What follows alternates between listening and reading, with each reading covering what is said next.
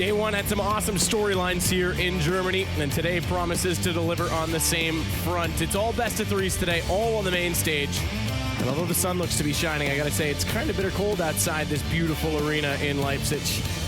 Again, joined on the desk, Yanko, Vendetta. Gentlemen, like we said yesterday, had some interesting storylines. I'd say upsets in both best of ones to start off the day, and Virtus Pro going home early, I think, tops it all. Definitely, we had some crazy games as well. The last game of the day, Dignitas and VP. For those of you guys who haven't seen it, definitely rewatch that. Yeah, you know, it was a roller coaster of a game. But you know, it shows maybe, you know, I bet that VP is wondering now, man, if we didn't like play Dust 2 in that first game against Mouse Sports, you know, who knows what could have happened. But yeah. Well, that was Group B that obviously happened. And we'll look at Group A first. We'll obviously go through both here just to paint the picture. But Navi topped Group A. They actually took down FaZe in the upper bracket because FaZe in turn beat Luminosity on the initial match. That was upset number one. Although FaZe, yes, we do consider them a tier 1 team. They haven't really been playing that great as of late, so that was a bit of a shocker. And then Luminosity snuck by SK, but they did drop a map, so a bit of a shaky day for them, but that's where we start today, is a rematch, a best of 3, Luminosity versus FaZe. Winner moves on, loser bows out of the tournament here before making it into the playoffs. And in Group B, it was Astralis that moves forward at the top of the group, but Mouse Sports played Dignitas thanks to that VP loss. Now, the other aspect to this that we should highlight very clearly is the crossover format means Navi now plays either Mouse Sports or Dignitas. You have to think they're very pleased about that, whereas Astralis has either FaZe or Luminosity in a best of 3. Definitely, I think that Dignitas did Navi a favor over there. I mean, you have to realize though that both Dignitas and Mouse played really well in their games, even in you know, Mouse in their loss against Astralis. It was, you know, I think they lost that game more than Astralis won it. But if those teams can keep up with their performance, it's not going to be an easy game for Navi at all. In many ways, actually, the Astralis Mouse game kind of mirrored what we saw in Cobble between Dignitas and VP, where it felt like Mouse should have won versus Astralis at multiple stages of the game, but just didn't come to fruition. Dignitas them there and managed to actually claw it back, which I never saw coming at all. So I'm really looking forward to see it. Like you say, they might feel lucky having Dignitas beat out VP, but with the way Dignitas are playing right now, I'm not sure if I would want to go up against them. Of course, Mouse Sports come up obviously first, but that's another task and another team that looked promising and had a good run at SIVO until, unfortunately, the finals. Now here they're showing good form again. We do have an interview on stage, though, getting into our first game. It's Paula, who's standing by with both Michaelele and Fallen. That is correct. I'm here with the guys I'm about to speak to right now. Michael, the first thing I'd like to ask you about is that the last time you played these guys in a best of 3, it did not go in your favor. What's going to be different this time? We actually played a lot before this tournament. We played like 10 hours a day. So, I mean, we're more comfortable going into this game than we were at the last game in Minsk. Yeah, I guess. Okay, and does that make you feel confident knowing that you can beat these guys in a best of 3? We still have advantage. We are 3-1 right now, so they're trying to get on us. And they played really better than they played on Minsk, mainly because of their preparation. But I think we played a little worse yesterday as well, so today just want to bring their lay level and maybe we can beat them. So are you just trying to clean the slate from yesterday then, considering that you did lose them in that best of 1? Yeah, exactly. We're going to come prepared and focused to this match. I respect these guys a lot. They're great players, but I really trust we can win this game. Yeah, now, Michael, these guys, of course, got to play a best of 3 yesterday, whereas you guys didn't because of your loss to Navi. Could that play against you guys right now? I mean, no, not. I don't think so, at least. I mean, they're a really good team, and I know that if they have a good day, they can probably crush us, and if we have a good day, we can probably crush them. So, I mean, it's a 50-50 matchup, and everything is going to go up on the field. Do you feel it's a 50-50 matchup, Gabriel? Yeah, that's fair. As you say, Counter-Strike, sometimes it's a little harsh. Like, if you have a good day, if you win the clutch round, if you get advantage in economy, you can really crush your opponent, even if they're good. So let's see who luck is in favor today. Now, you did get to play a best of 3 yesterday, of course, against SK, which you quite convincingly won. Did that warm you up for today at all? Yeah, yesterday we survived it against SK. They played pretty well, mainly in the Mirage. We didn't expect to lose for them on that map. And we got ourselves back in the last map and won the series, which was important. So yesterday is gone. We just want to focus today. Yeah, and so, Michael, you know, this time are you prepared for these guys in a best-of-3 format? Yeah, for sure. We're gonna do our best. We want to show all the FaZe fans and like the FaZe family and everyone that we can actually compete in the top scene, and we're gonna do that now. All right, well, final thing to you, Gabriel. What have you done in your time away since your best-of-3 yesterday against SK to prepare for these guys? Just had some time eating. We went to a restaurant with the team, had some talk, kind of prepare ourselves mentally to the game.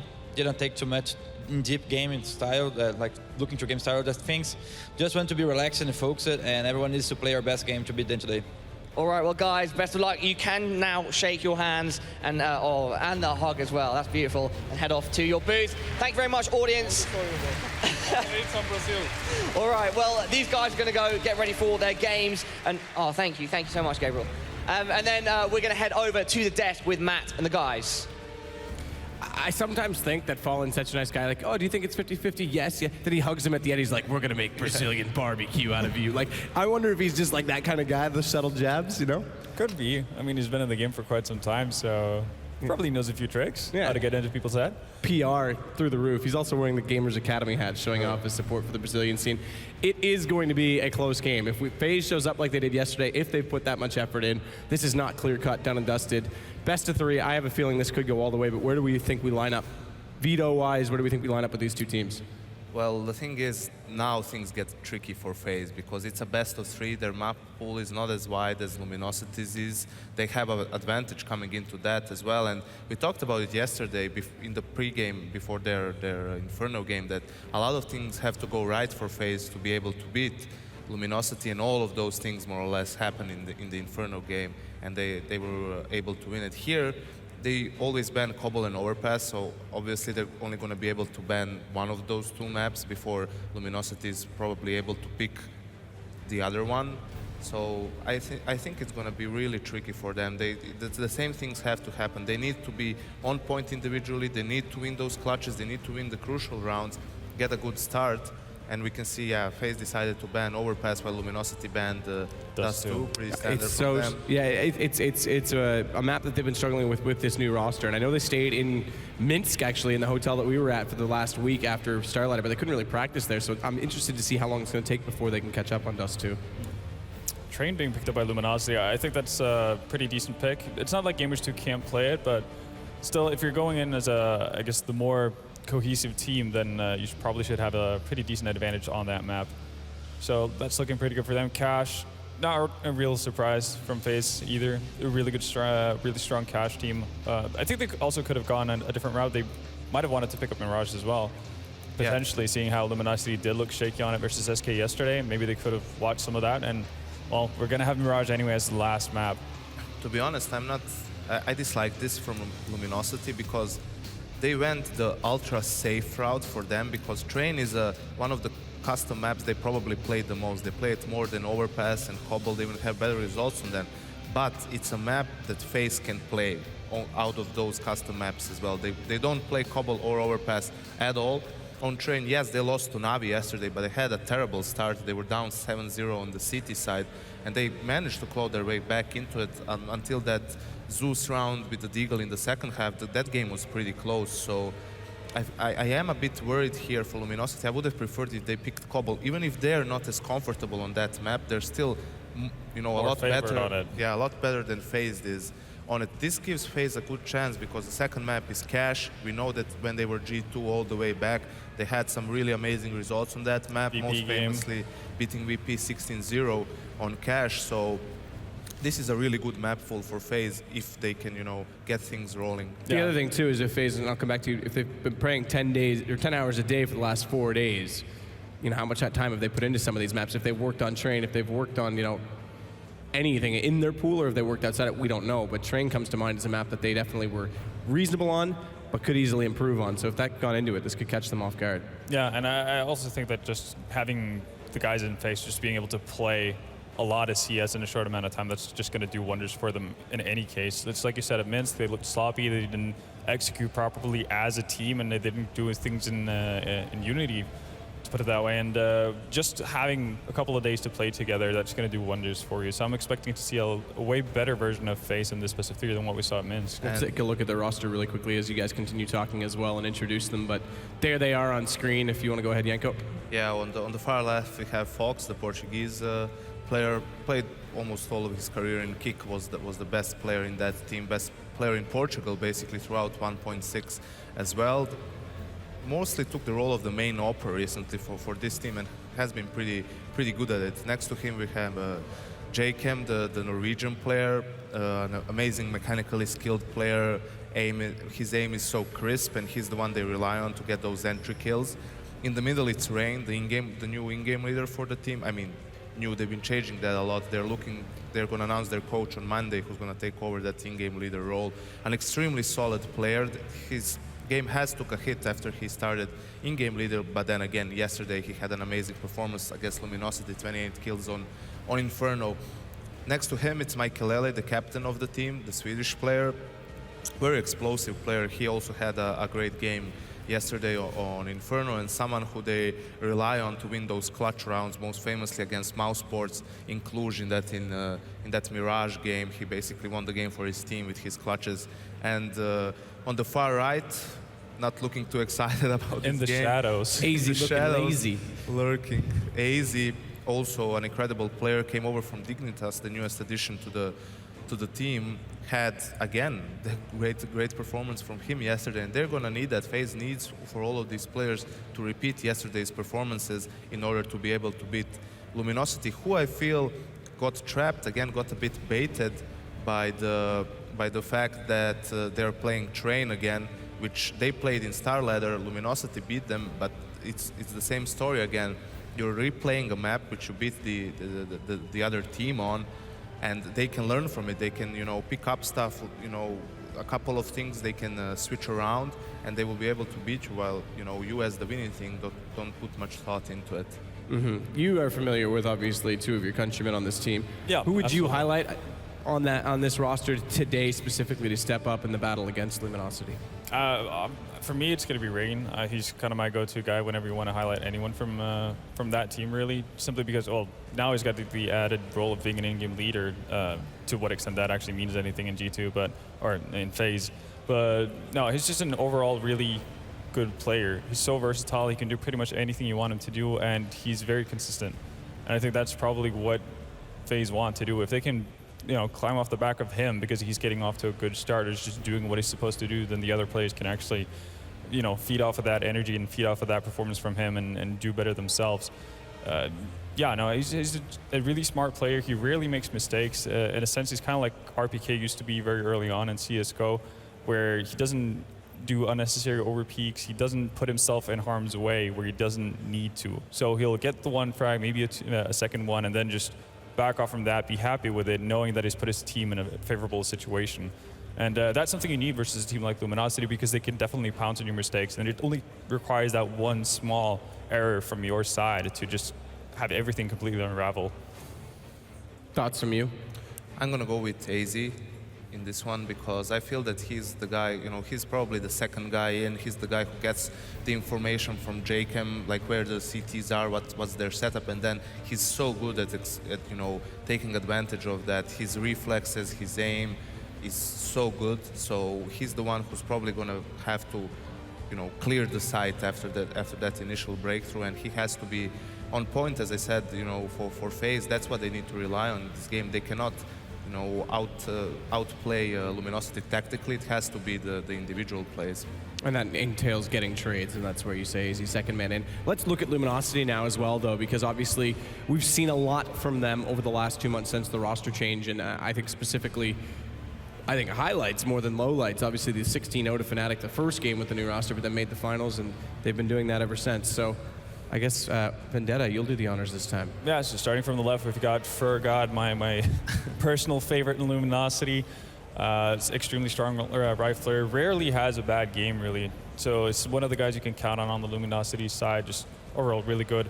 FNX, another solid guy, and someone who's been shown to be extremely reliable in clutch situations and really step up in Luminosity has really needed someone to do so. I think he might have been one of their, well, they haven't played too many games, but I think he's been probably the strongest players on Luminosity this tournament so far. Back-to-back ace yesterday. Yeah, no, he's been going ham as of late, so it's going to be really fun to watch him today. Fallen, in-game leader of the Brazilian side, really, really good opera. I remember watching him like 2 years back when he was still playing in Brazil and not really going full-time CSGO and just thinking, oh, he's not the same opera that he was in 1.6, but he's really bringing it back, and we saw that on train yesterday. Like he hits shots that you don't really understand what's going on.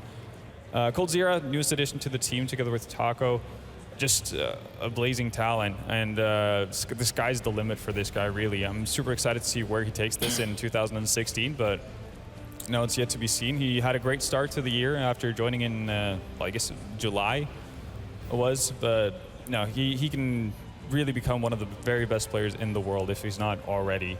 Taco, probably the most, I guess, talked about player on Luminosity for the wrong reasons, I guess. He's not the guy who's going to get the most frags a lot of the time, but that happens when you have a team of 4 really good fraggers on your side as well.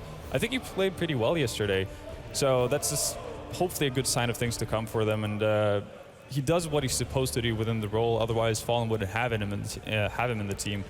So I think he's someone that the rest of the guys trust, and that's something you can build off of. I think one of the differences, too, that we just showed on there, Zeus versus ZBM.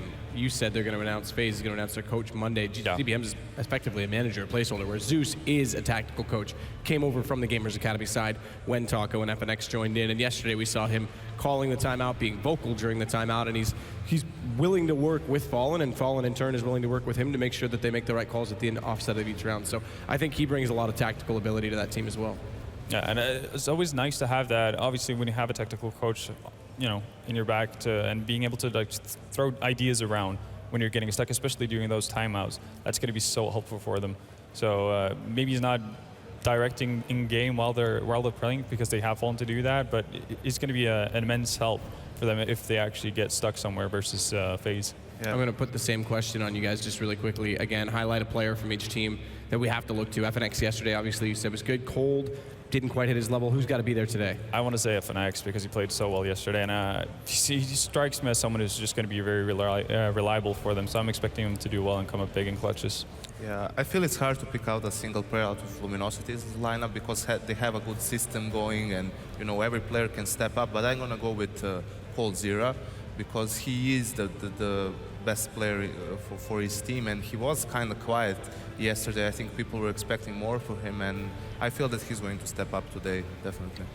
It's kind of weird that we say, I mean, look, no pun intended, he had a cold day and an off day, because he is very consistent. He has been the most consistent, and his frag totals yesterday weren't actually that off. It's just the impact that he had. It seemed like a lot of times when he was left in clutches, which we'd expect him to get, he didn't quite close them out yesterday. So that had a lot to do with it. Obviously, they had an off day.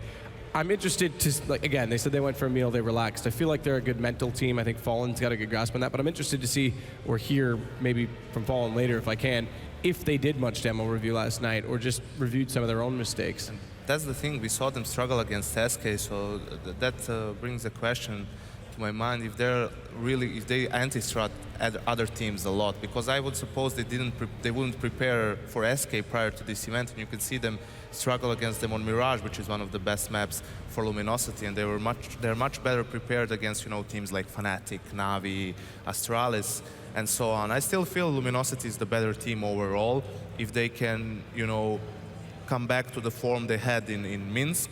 I feel that this is going to be a 2-0 for them. But if they play, similar to like they played yesterday, I feel that they can get in trouble against, a team as skilled as a FaZe team is. Yeah, and also mentioned the struggles they had versus SK yesterday and whether or not they were anti-string. Suze actually mentioned this after the game yesterday, that normally they're one of the better teams that are actually getting a good read of what's going on in game. And I think it also helps you if you play versus the very best teams at every tournament you go to. Then you're going to get some sort of familiarity as to what their tendencies are and what they like to do in certain situations. SK is a team they haven't played that much. SK is a qualified team to this tournament, so that's not the guys you're going to meet every weekend when you go to a tournament in a different place.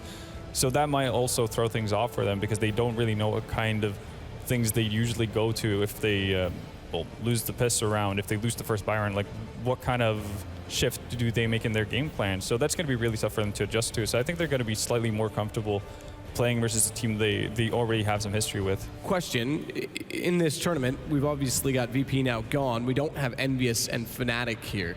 You would think this means that Na'Vi and Luminosity, being sort of the next two best teams in the recent tournaments, should be the ones in line to win this. Does this put pressure on them? You know, is this an added pressure to Luminosity? I wouldn't say so necessarily, because even though I think they're going to be a top 4 team this year, they're still not at that point. They still haven't, you know, won a final, won a big tournament and so on. I think that they themselves still feel like they're the underdog in these games, that they have the potential, they have the ability to upset, but they don't feel as pressured yet. No, for me, I actually am a bit of a different opinion. I think they have kind of shifted roles from being the constant underdog in a lot of situations. The only team I would probably put them under at this point is maybe Na'Vi at this tournament, because Astralis didn't look too strong in my opinion when we saw them play yesterday. I don't think this is their final form, to put it that way. So as of late, I would say that Luminosity is probably my second strongest team here. But then again, they didn't have a great first showing on day one. Yeah, I mean, and Navi's got the easier side of the bracket, as we already mentioned as well. Yeah. And I think it's interesting you brought up Astralis saying they haven't shown their form. I think they've hit a slump. I don't know if I would put them even... I guess if I had to order it, I'd go Fnatic, Envious, Na'Vi, Luminosity. I think I put Astralis 5th at this point, which is a bit of a slump for them. That's the lowest I'd have them in quite some time. I mean, it's early in the year. It's still hard to rate teams. This was the first tournament we saw VP play, and we still haven't seen the new NIP team now with Threat as a coach, which will probably bring them some more depth. Interesting that you mentioned Threat and not Pit. Well, I think that they needed someone. They needed someone. I don't like think Pith is the one who's going to revolutionize the tactical aspect of NIP. Nothing against Jacob. He's a nice guy and all, but that's not what he's known for. He's known for being a sick aimer. Yeah, I think that they needed someone like Threat really bad. But yeah, I still feel that I agree with you that, you know, past couple of events, the Astralis team didn't look as sharp as they did throughout the 2015, but they're still, you know, as I mentioned, it's still early in the year. They are going to have a break after this tournament, so there's time to polish things and, you know, get more prepared for the rest of the year. All right, I want to switch focus a little bit into the first map, Train. Yesterday, Yanko, you highlighted a great round where Fallen utilized 2 players at Ivy to distract the CTs. That setup was a passive setup from the CTs where they didn't have anyone forward in quad. Is there a key in setup CT side to beating LG where they're so tactic? Do you get closer to the choke points, or do you let them execute and then shut them down? Well, it always comes down to if you can make a good read of what your opponent's strat is, or basically if you can read what their default is. So you could see in yesterday's game against Na'Vi how FaZe adapted to Navi's default by sending Fox aggressively into Ivy to get those AWP picks early in the round, and he managed to do it time and time again. So I think that if you're FaZe, you would have to rely on those plays, like making some gambles, whether it is pushing alley or pushing the B apartments more aggressively, because I feel that if they let Luminosity do their thing, if they let them, you know, run their default and go for a late execute, I feel that Luminosity is a team who's pretty good at actually executing. They are aware of the, you know, the most dangerous positions from then when they execute and so on. So yeah, I think that definitely they have to try and disrupt Luminosity early. I want to be specific though. I get pushing Ivy, pushing B, get all the information, but inside the A side itself, if they come in through a main or from Pop Dog and utilize the smokes, they can still get to a bomb plant quickly. We see a lot of teams, VP especially with Snacks, get to that ladder. Is that something that they need to look to do though, is play the yard more aggressively? The way I think that the CT side should be played, you send 4 people early outside so you can stop that A rush that a lot of teams like to do. And if they don't go for that, if they go for a default, you send players close to A main and close to Pop Dog, 2 players. So they have a lot of different angles they can play from. Most notoriously, it was Kerrigan playing, you know, close to the A main from the Astralis team, doing a great job defending from those late execute. Snacks is one of the players who plays really good the Pop Dog area later on in the round. So I think that it's more powerful for the CTs if they play closer. We've got about 60 seconds, but I want your thoughts on this as well. No, it's really that. Yesterday versus Navi, we really saw Gamers 2 FaZe, this is going to take me a while. FaZe 2 actually a pretty good job of playing aggressively. You had AZ at sometimes pushing aggressively into black walls and on the inner bomb side, but you also have Jacob playing close by the electric box a lot of the time, just keeping an eye on both A main and Pop Dog. Then you have Michaelilla, when they get up to 2 offs on both Fox and Michaelilla, you have Michaelilla kind of just roaming behind the trains, behind 5 and 6 train, just checking out everything, being sort of a backup for Jacob if anything's about to happen and have his back at all that time. So I think that's kind of the way they have to to play it out. And obviously, it's going to be a big thing for them to actually win the op battle between Michael Fox and Fallen and potentially Coldzera. So all of that said, where's your prediction? I'm going to go with, I want to say 2-0 Luminosity if it's the normal Luminosity showing up, but it could also be a 2-1 for Luminosity. Okay. I think that Luminosity is going to play better today than they did yesterday, and I feel that they're going to close it out 2-0. 2-0. Okay, so if it's 2-1, which map is Lumi dropping? I would actually go with Cash. That's going to be the map that Luminosity are dropping. All right, well, we'll see if that's how it plays out. Either way, both panelists favoring Luminosity. We'll see what happens in game. Over to you, Anders and Semler.